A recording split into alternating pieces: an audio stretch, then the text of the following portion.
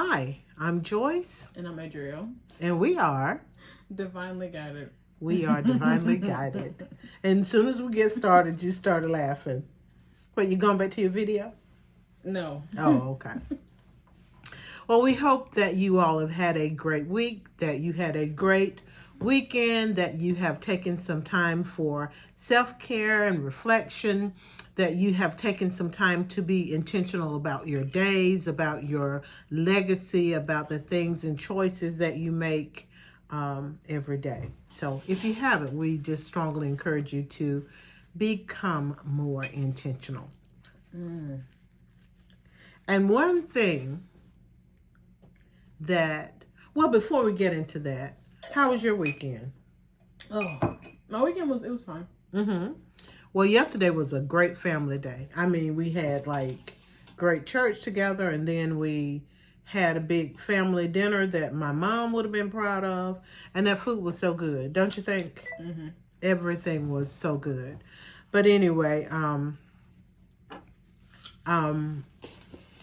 so we were very intentional about family time and about something else that we want to talk about tonight. Oh yeah. We were very intentional this week. We attend rather, a very traditional AME church. And there's nothing wrong with tradition. As a matter of fact, I think a degree of tradition is very important for us when it comes to even establishing legacy or setting precedents or establishing protocol or, definition and meaning a lot of times in life.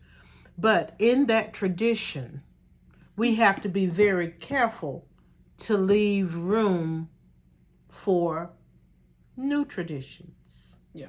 for new ideas, for new concepts, for new ways of getting to the same place. And so yesterday we had a very different worship experience at church. Did you enjoy it? It was good. Mm-hmm. Yeah, and we allowed our young people to say, what is it you need from a worship experience? What would you like to see in church? What would make it more meaningful and more impactful for you? And so we allowed the young people in the church to sit down and say, these are the things that we would like. These are the types of songs we would like to do. This is the type of praise and worship we would like to do. And we would like to take a leading role. And we did that. And I thought it was different than our traditional AME service, but it was very impactful. I left church feeling very uplifted and inspired, would you say? Um, and I think it was only because we were willing to listen to our generation of young adults who are still there and to incorporate some of their ideas and thoughts. Now, I want to say for those of you who are thinking, oh, but church is church. Yes, we didn't change any of our doctrine. We didn't change any of our beliefs in who God is and how we serve God, but we just allowed for different praise and worship experiences.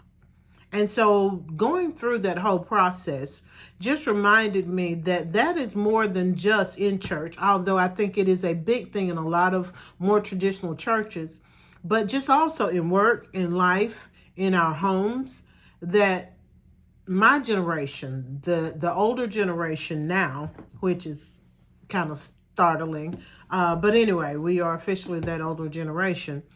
We have to be willing to allow young people to step in, to be a part of decisions that are being made, to take leading roles in our churches, in our homes, on our jobs. A lot of times on jobs, there are people who probably should have retired a long time ago, who are still there, slowing things down, holding on to some old traditions that need to be, quite frankly, stepped away from, and just life in general. I think we need to be more open to that next generation.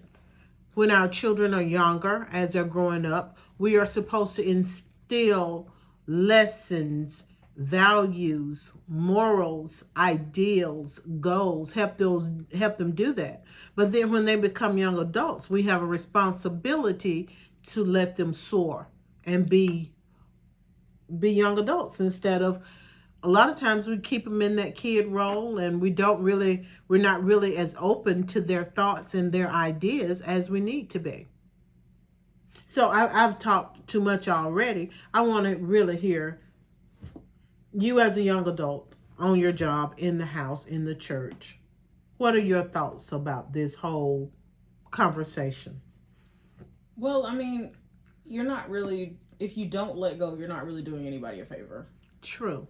So, because you're not going to be here forever to do it forever. True. And somebody's going to have to be able to do it once you're not here.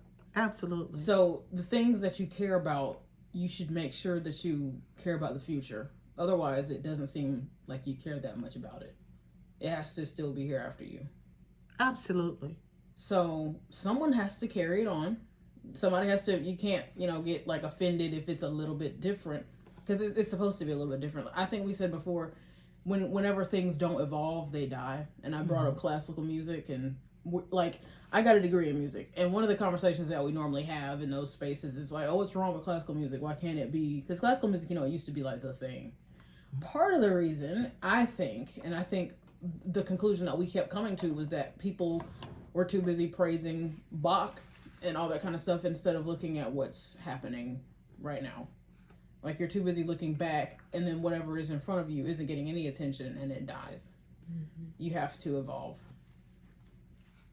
That is so important. And again, I go back to the church, because I know in our church, our membership is small and getting smaller by the day. Just in the past couple of months, how many people have passed? 1, 2. We lost somebody just this past weekend. 3. So our congregation is small and getting smaller. And I think we have to do a better job of passing on the torch to the next generation, because like you said, anything that doesn't evolve dies. Yeah. And I think we've, as a church in general, the AME church, and I'm saying this, and if there are other AMEs out there who beg to differ, please do so politely in the comments. But I think we hold on to those traditions very hard. And in the meantime, the newer non-denominational, which in and of itself is a denomination, let me tell it, but that's neither here nor there. But those churches who embrace the younger people, who embrace a different way of worship and praise, those churches are growing, and our more traditional churches are dying. I'm just not a very traditional person when it comes to really anything.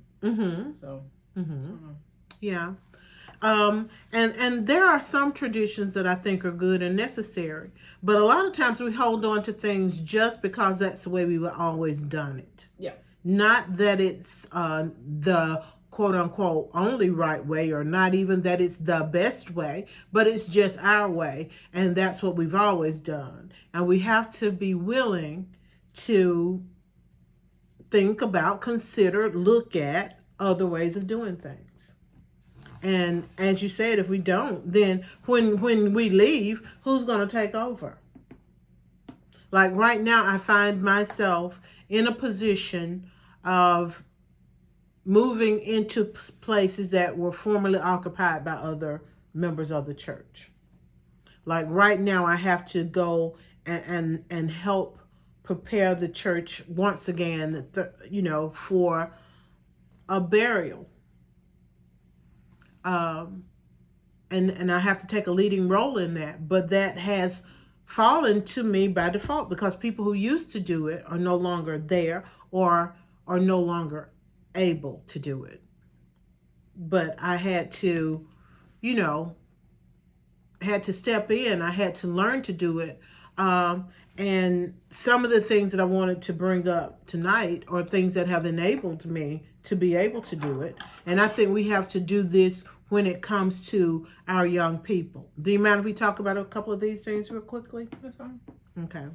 So, One thing we have to do when we want to empower young people to take over, to step in, and to share. Because one thing about young people, one thing I learned and loved working on a college campus was the young people have so much more energy. They have more ideas. They're not tied to what used to be as much. They are willing to give things a try. A lot of times we're not even willing to give things a try. If you give something a try and find out that it truly doesn't work, that's one thing. But a lot of times we're not even willing to try something different. We're holding on for dear life to what we've always done. But we have to be willing to listen more. And we have to be willing to listen to the next generation. When we were getting ready for this worship service, we asked them, what is it you want? What is it you need from church? What would make you want to be there more? And so we had to listen to what they were saying and add value to that by add value and credibility to it by being willing to institute some of those things. And I think it was a wonderful outcome. And hopefully it's something that we can continue to, put into practice more often. But we have to be willing to listen. And what would you say on that point, Adrienne? To be willing to listen? Yeah. How effective do you think our generation has been in listening to you all? Because you all now are a whole generation of young people, of young adults. So who am I? Like just your generation in general? In general, yeah. Or you could talk about us more specifically, the people in your family, in your immediate surroundings. I will if say, you like. I feel like you have made like really conscious efforts to be better at that. Mm-hmm. So I think that's great. Mm-hmm. I don't know about on jobs. I don't know. Mm-hmm. I don't know. Yeah. I haven't been in the professional world long enough, I feel like, to have a real opinion on that. Oh, okay. And a lot of times, I'll say it though, a lot of times on jobs, because I was in higher education for full-time for 27 years. I've been part-time now for the last 3 years. Before I started full-time, I was part-time for many years. And so I've been in there a full lifetime. And I feel like a lot of times we don't really, on the job, people are not as willing to listen to new and different ideas. But I think it's important as we grow, as we change, we have to be willing to listen because we have to grow and change. And a lot of times it's, if nothing else, it is to meet the ever-changing needs of society. The same things that we did 20 years ago may not be appropriate for today's society or for today's set of issues and concerns. So we have to be willing to listen to people who are right in the middle of those things. Yeah. And I don't know that that's always the case on jobs even. We have, like I said, sometimes I think there are people who should have retired some time ago, but they're still there holding on for dear life. Also, in order to empower the next generation, we have to be willing to mentor the people coming up and do it in a way that we're not acting like, I'm afraid if I show you how to do my job, you're going to take my job. I got news for you. They're going to get your job anyway. By virtue of the fact that you are older, you are eventually going to have to walk out of that job. And like you were saying earlier, Adrielle, that next generation has to be able to do it. Yeah, because I mean, at that point, is this about the job and you caring how well it's done, or is it somehow about you? Right. Like, do you want it to be done? Do you want it to continue? Like, what are we doing here after a certain point? Right. And then even in our churches, you have to mentor the next generation of leaders. Somebody has to be able to carry on what you're doing when you leave. Just like all of those ladies who poured into me, who taught me this is the order of how things are done in our church. This is what you need to take care of. This is how we organize and set up to feed 200 people following a service. This is how we help this family when they're going through this particular loss.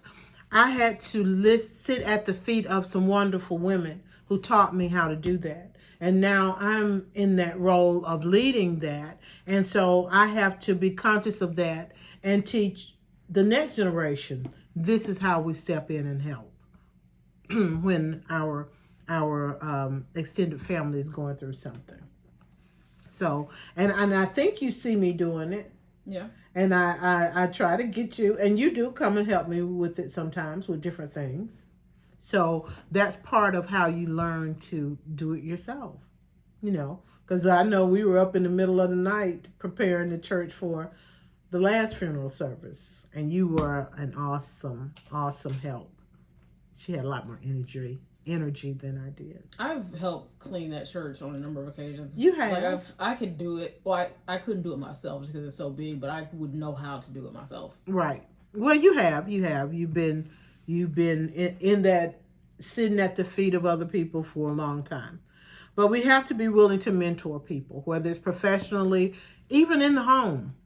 In our Thomas family, I am the oldest female in our branch. One of the oldest females in our branch. And so I have to take that leading role now of pulling family together. But at the same time, I also have to be conscious that I'm teaching the next set of strong young women, this is how we pull it all together. And this is what we do. And they, and that's by including them in it. That is the best way to mentor somebody. Include them, pull them in, share the information, tell them what you're doing. Even talk to them about the why so it becomes important to them as well. We have to be willing to pass the torch. And we have to recognize when it's time to pass the torch. And a lot of times in churches, we hold on to things until we are gone. And then there's this big gaping hole because nobody has done what you've been doing for the past 30 years. Because we did not stop to pass the torch. But we have to be willing to pass the torch. Same thing on jobs. I remember after COVID, or really kind of in the midst of COVID, a lot of people started to reconsider, what is it I want out of life? What do I want to do? And a lot of people decided, I no longer want this daily grind. And so people were retiring from our university in large number. And so there were gaping holes for a while in positions of leadership. And you had people there who did not really know how the job had been done because you'd had someone who'd been sitting in that job 25, 30 years. We have to know when to pass on that torch. Yeah. And we can't hold on to that torch until somebody had to pry it out of our cold hands. Yeah.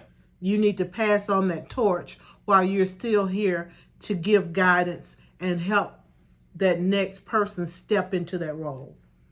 And that's a very real thing, that knowing when to let go and building the leaders for tomorrow. There are a lot of places where the torch, in politics, I think a lot of times the torch needs to be passed on.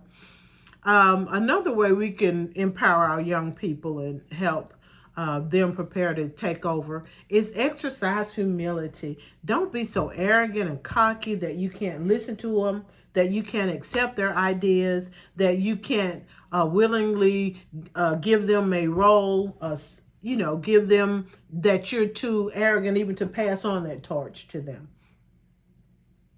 Because when you say you see that sometimes? Oh, yeah. Yeah. And so you got to exercise that humility.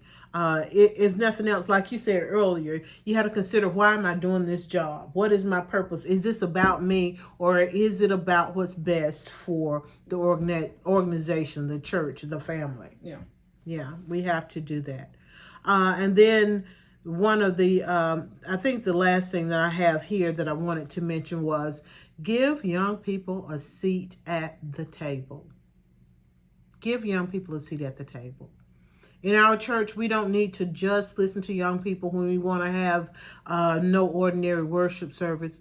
We need to have them at the table every week. We need to have them as officers in the church where they are learning, sitting beside us, where their voice is listened to and welcomed nonstop.